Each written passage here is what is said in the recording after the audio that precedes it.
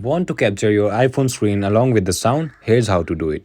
First, you have to open Control Center from swiping down on the upper right corner of the screen. And as you can see here, this is a recording icon. You have to press and or hold it.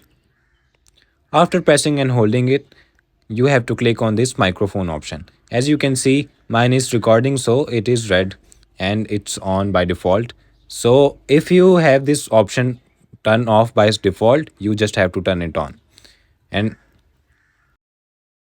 after turning it on, you can start recording from here.